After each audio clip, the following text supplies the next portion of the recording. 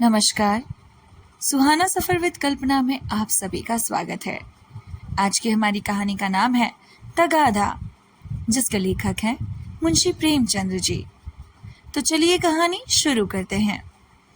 सेठ चेतराम ने स्नान किया, शिवजी को 2 जल चढ़ाया, 2 दाने मिर्च चबाए, 2 लोटे पानी पिया और सोटा लेकर तगादे पर चले। सेठ जी की उम्र कोई 50 की थी। सिर के बाल झड़ गए थे और खोपड़ी ऐसी साफ सुथरी निकल आई थी जैसे ऊसर खेत। आपकी आंखें थी तो छोटी लेकिन बिल्कुल गोल। चेहरे के नीचे पेट था और पेट के नीचे टांगे, मानो किसी पीपे में 2 मेखें गाड़ दी हों। लेकिन ये खाली पीपा न था, इसमें सजीवता और कर्मशीलता कूट कूट कर भरी हुई थी। किसी बाकीदार असामी के सामने इस पीपे का उछलना कूदना और पैंतरे बदलना देखकर किसी नट का चिगिया भी लज्जित हो जाता। ऐसी आंखें लाल पीली करते, ऐसे गरजते कि दर्शकों की भीड़ लग जाती थी। उन्हें कंजूस तो नहीं कहा जा सकता, क्योंकि जब वे दुकान पर होते तो हर एक भिखमंगे के सामने एक कौड़ी फेंक देते। हाँ, उस समय उनके माथे पर कुछ ऐसा बल पड़ जाता, आंखें कुछ ऐसी प्रचंड हो जाती, नाक कुछ ऐसी सिकुड़ जाती कि भिखारी फिर उनकी दुकान पर कभी ना आता। लहने का बाप तगादा है, इस सिद्धांत के वह अनन्य भक्त थे। जलपान करने के बाद संध्या तक वह बराबर तगादा करते रहते। उसमें एक तो घर का भोजन बचता था, दूसरे असामियों के माथे दूध, पूरी, मिठाई आदि पदार्थ खाने को मिल जाते थे। एक वक्त का भोजन बच जाना कोई साधारण बात नहीं है।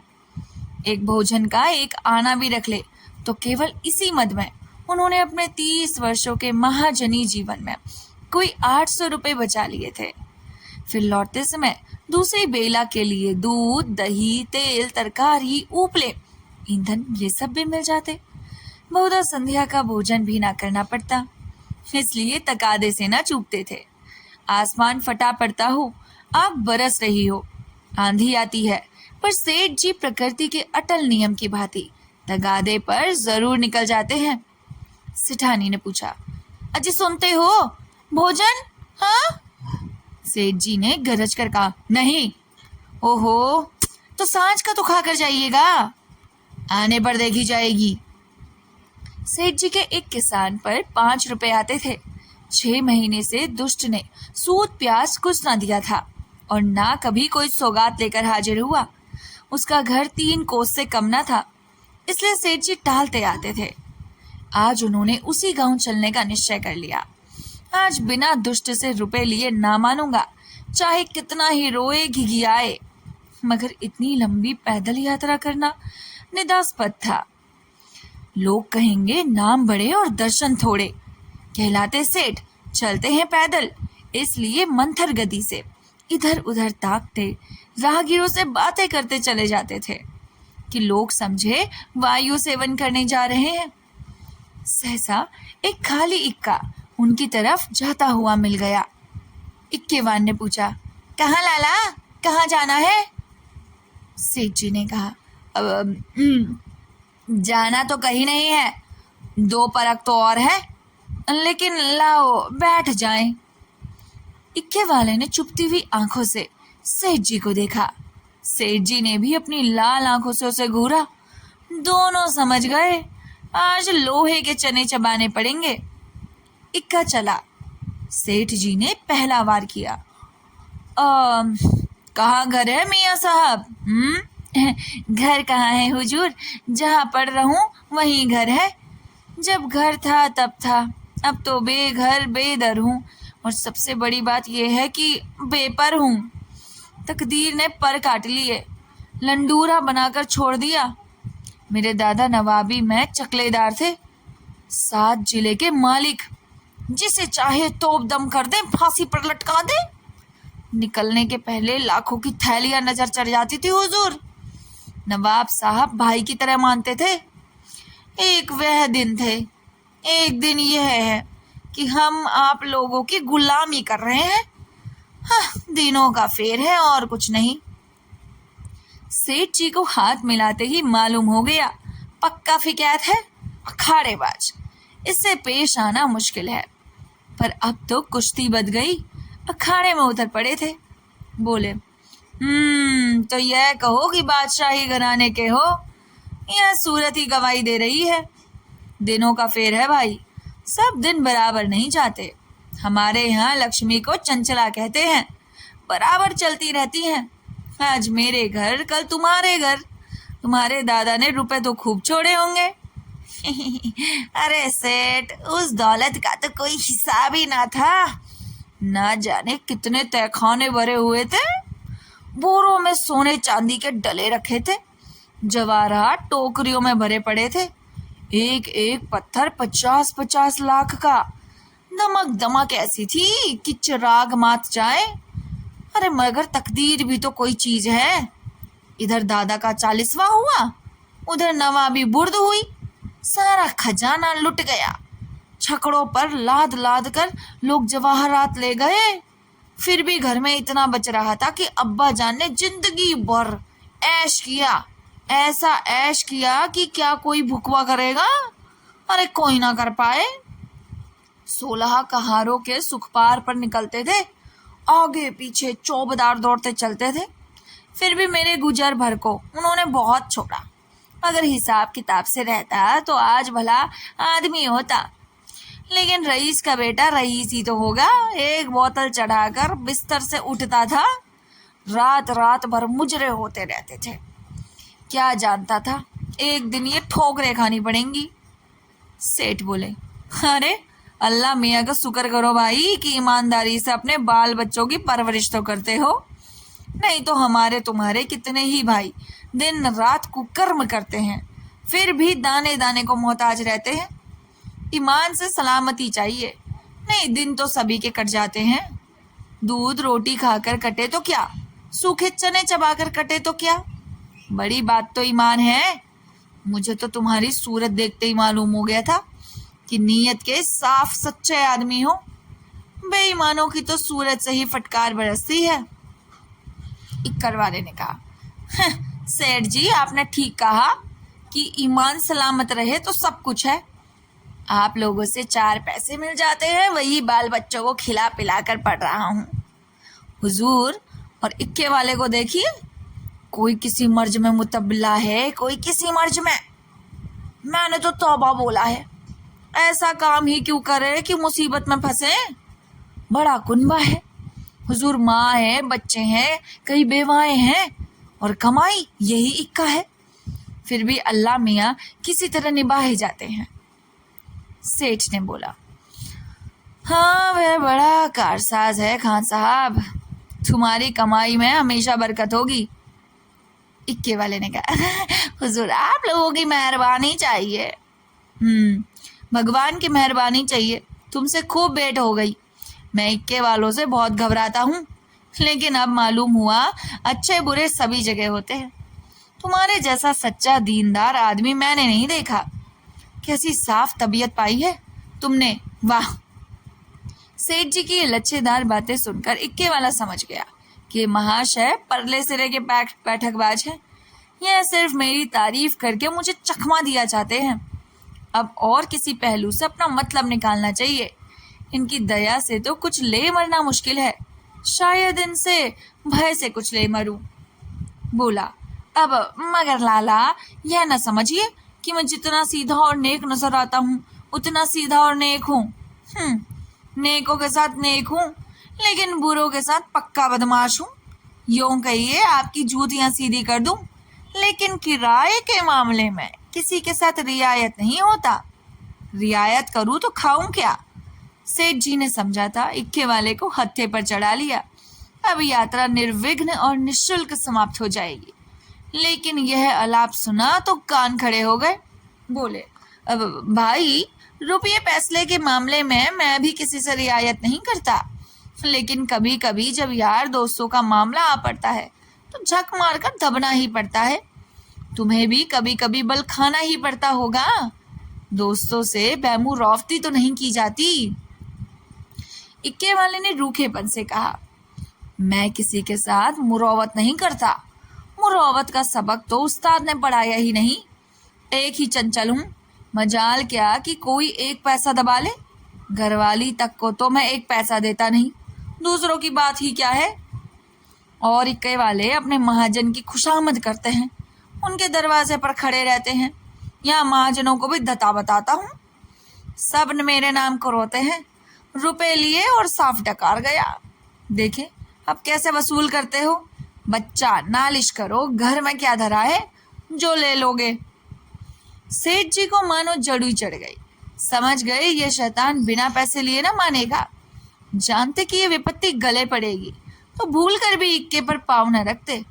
इतनी दूर पैदल चलने में कौन पैर तोड़े जाते थे। अगर इस तरह रोजाना पैसे देकर ही करते तो बस फिर हो चुका लेन देन। सेठ जी भक्त जीव थे।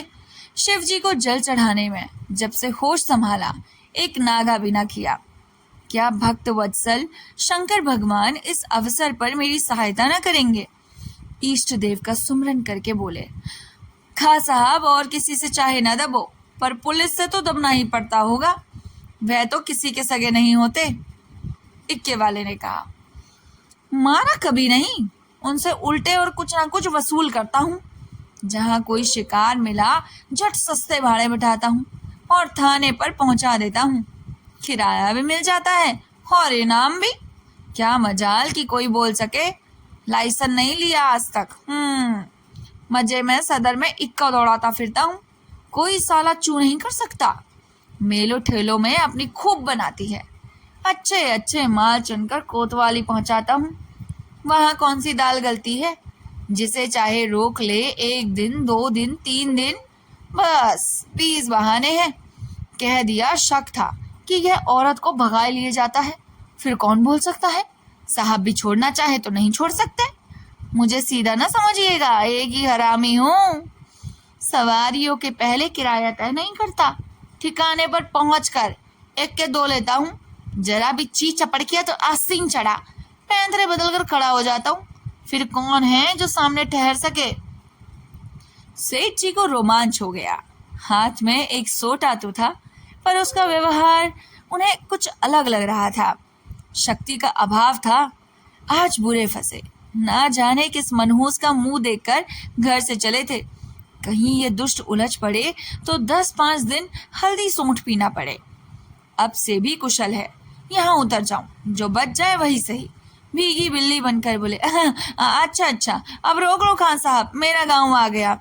बोलो तुम्हें क्या दे दूं। हिक्के वाले ने घोड़ी को एक चाबुक और लगाया और निर्दयता से बोला, मजूरी सोच लो भाई, तुमको ना बैठाया होता तो 3 सवारियां बैठा लेता, तीनों 4-4 आने भी देते तो 12 आने हो जाते हैं, तुम 8 ही दे दो। सेठ जी की बधिया बैठ गई। इतनी बड़ी रकम उन्होंने उम्र भर इस मद में नहीं खर्च की थी। इतनी सी दूर के लिए इतना किराया वे किसी तरह ना दे सकते थे। मनुष्य के जीवन में एक ऐसा अवसर भी आता है जब परिणाम की उसे चिंता नहीं रहती। सेठ जी के जीवन में ये ऐसा ही अवसर था। अगर आने 2 आने की बात होती तो खून का घूंट पी लेते, लेकिन 8 आने के लिए जिसका द्विगुण एक कलदार होता है, अगर तू मैं ही नहीं हाथापाई की भी नौबत आए तो वह करने को तैयार थे।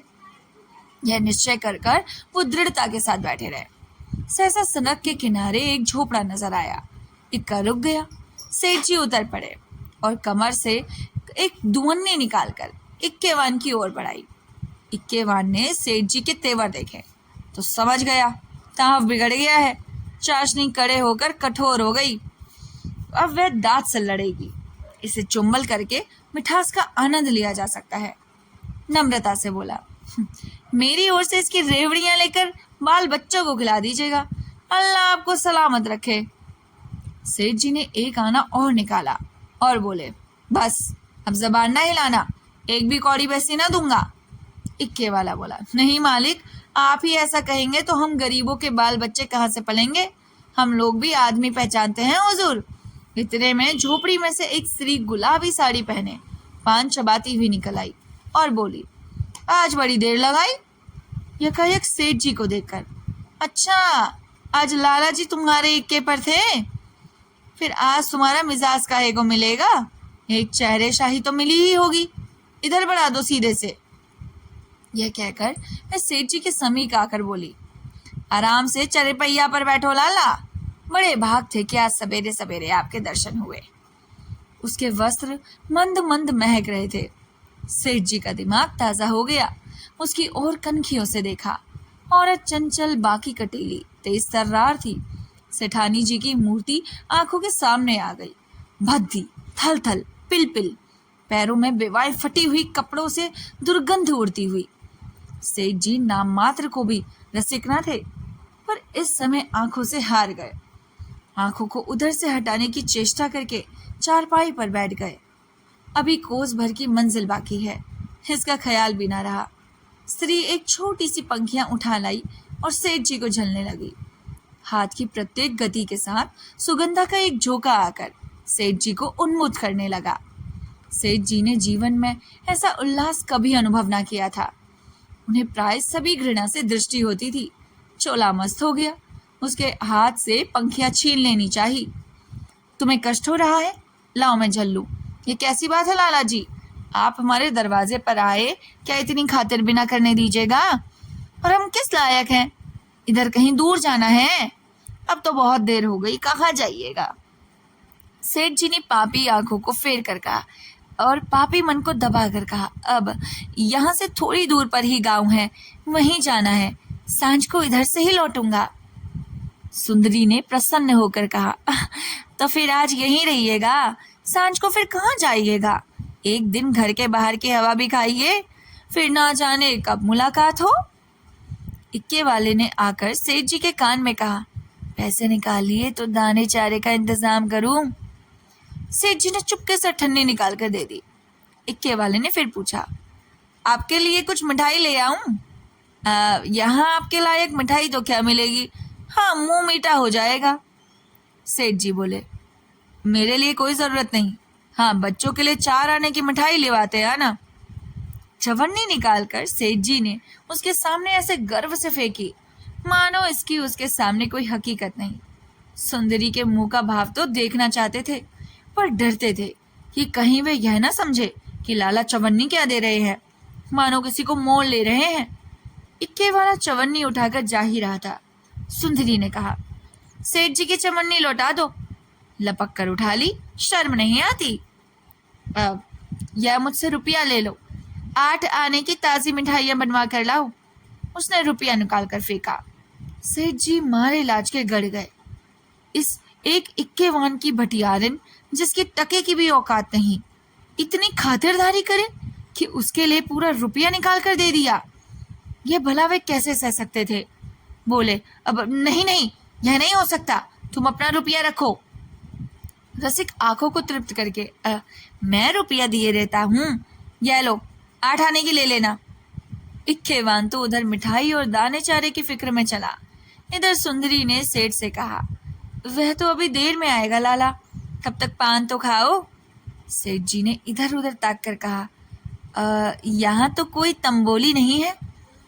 सुंदरी उनकी ओर कटाक्षपूर्ण नेत्रों से देखकर बोली, क्या मेरे लगाए पान तंबोली के पानों से भी खराब होंगे? सेठ जी ने लज्जित होकर कहा, अब नहीं नहीं, यह बात नहीं, तुम मुसलमान हो ना?